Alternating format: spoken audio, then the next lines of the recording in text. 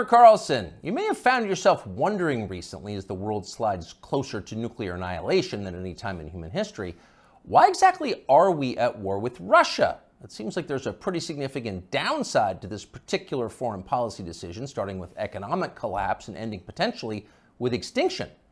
So is there a good reason we're doing it? So many innocent young people have been killed. So many hundreds of billions of dollars have been wasted, some of them from the U.S. Treasury.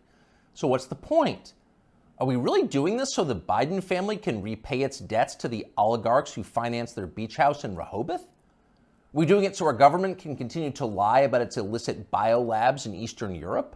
So that flabby losers like Toria Nuland and Tony Blinken can feel like they're doing something important with their sad, empty lives? Really? Honestly, there's got to be a better reason for waging this, the most pointless war of all. What is it? Well, thankfully, we have an answer. The war against Russia, ladies and gentlemen, the war against Putin and for Ukraine is in fact a war for democracy. Watch and recall the motive. The President has said many times we're focused on what we can do to support Ukraine's effort to fight for their democracy. Democracy must prevail.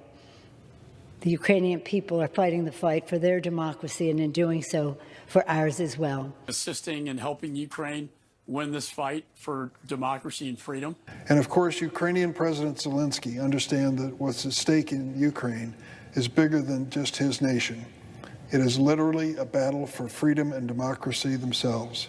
They are showing the world what an existential fight for democracy looks like.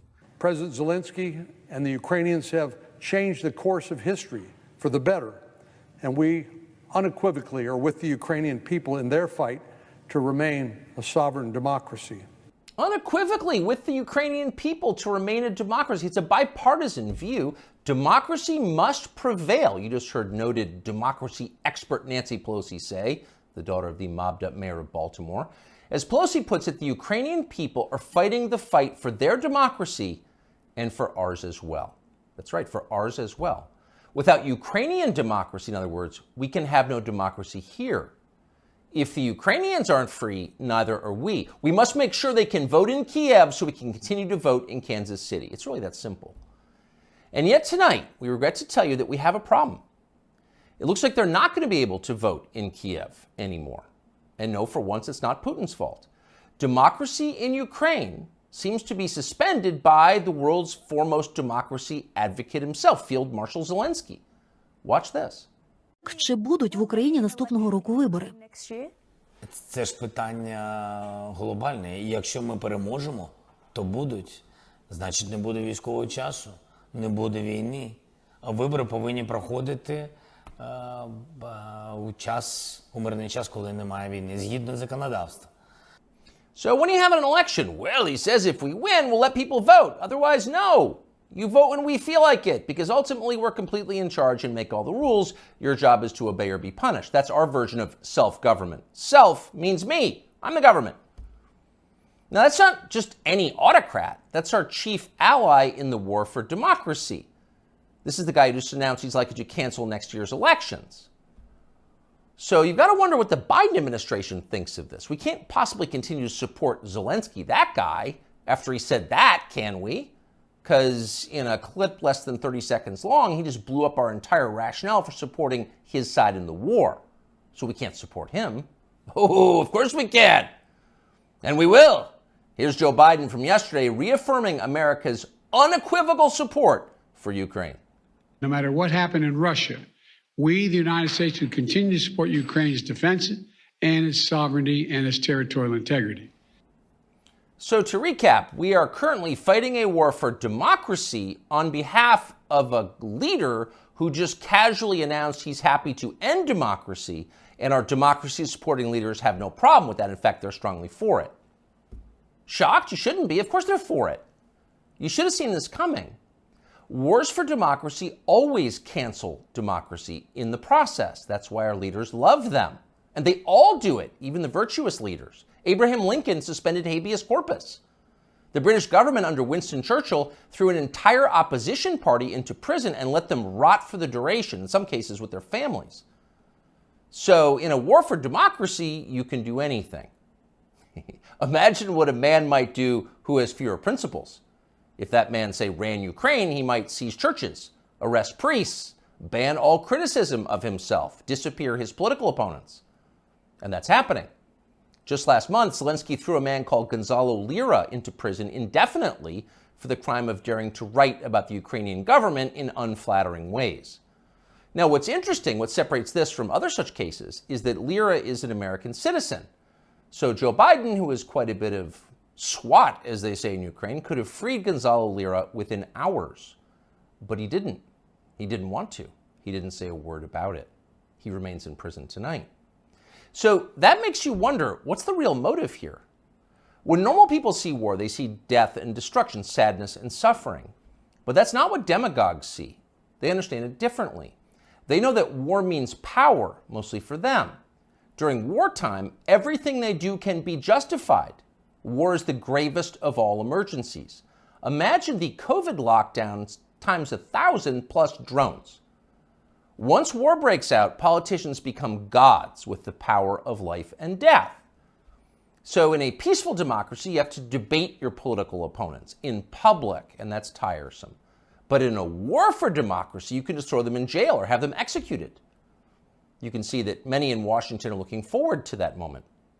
And that may be why they so fervently support Joe Biden, even many Republicans, against a potential opponent, the only opponent who opposes the war in Ukraine. If you were to end the war, their power would evaporate. Last week, a whistleblower produced WhatsApp messages from Hunter Biden proving that, at the very least, his father knew about his influence peddling businesses abroad and probably participated in them. Quote, "I'm sitting here with my father," Hunter Biden wrote to his Chinese partners demanding money. As much as anything reported about the Bidens over the last several years, this was the smoking gun. There it is, right there, in the message. That would have been enough to cripple a normal president. It would have been more than enough to keep a normal president from running for office again. But it had virtually no effect on Joe Biden. Most media outlets ignored it completely or tried to spin Biden's relationship with his son as some kind of moral victory.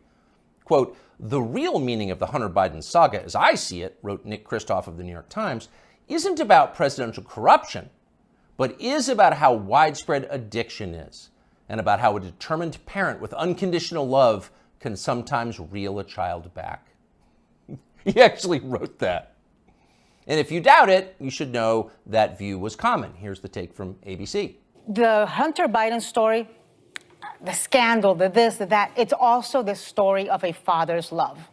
And Joe Biden has never and will never give up on his son Hunter, and will never treat him lesser than. And so he is a father first. Take it or leave it.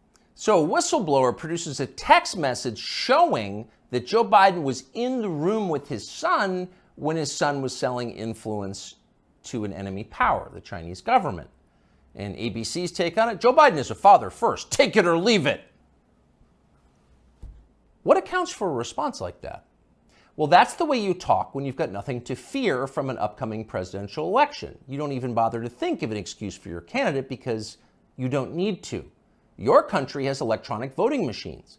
Joe Biden got 81,282,916 votes in 2020, and you're pretty sure he can do it again. In fact, you know he can. You're not worried. But actually, they should be a little worried. The people who control Joe Biden, Susan Rice, and the rest, know they can continue to run our government, writing the press releases, formulating the policies, and they can do it effectively forever, as long as Joe Biden gets dressed in the morning. And of course, that's their strong preference. These are fervent opponents of change. But the one thing these people cannot control is aging. Joe Biden is old. He's 80 now. He will be 85 at the end of the next term. People imagine that old age is a long, predictable progression from acuity to permanent unconsciousness. But often that's not at all how it actually works. When old people start to slide, they tend to slide fast. Joe Biden has begun that descent. Here he was yesterday. And here's what she wrote to me, and I quote, "You can imagine my joy. She called them right away, and the next day they sent someone out to survey her yard. As Beth wrote, this is the best thing that's happened to rural America since the Rural Electrification Act brought electricity to farms in the 30s and 40s. End of quote." End of quote. You weren't supposed to hear that. Joe Biden read the stage directions out loud. That's like eating the garnish that comes with your entree. You're supposed to know not to do that. Joe Biden no longer does. In a year or two, he will be gone completely, and there will be no hiding it. At that point, the Democratic Party will face a secession problem. If Joe Biden is reelected next year and then forced to leave office during his term due to disability or death, that means Kamala Harris will become president of the United States. And nobody wants that, not even her husband. In real life, nobody likes Kamala Harris. That's not an attack on her. In fact, it's possible to feel pity for someone who's so universally reviled. It is instead an observation of unchanging physical reality like gravity or photosynthesis. Nobody wants Kamala Harris to be president. No one will benefit if she becomes president. So logic suggests there's going to be a change. It's going to have to be somebody else. And whoever that person is going to have to enter the race soon, before the election, after Biden drops out. Who could that person be? We don't know, obviously. This is all just guessing. But we do know whoever that is will have to have two essential criteria. He'll have to be as shallow, ruthless, and transactional as Joe Biden is, and he'll need to have flattery skills that are so polished and advanced they'd be considered superior even in the Saudi royal court. And there's only one man in modern America who fits that description: Gavin Newsom, the governor of California, and perhaps not coincidentally, Joe Biden's new closest friend. I am here, Mr. President, Newsom told Biden at an event the two did together last week. I am here as a proud American, as a proud Californian, mesmerized by not just your faith and your devotion to this country and the world we're trying to build, but by your results, by your action, by your passion, by your capacity to deliver. I am mesmerized by you, Joe Biden. Imagine saying that as a compliment. You couldn't do it. Few human beings could do it. But Gavin Newsom had no problem at all. Those words rolled right off his forked tongue.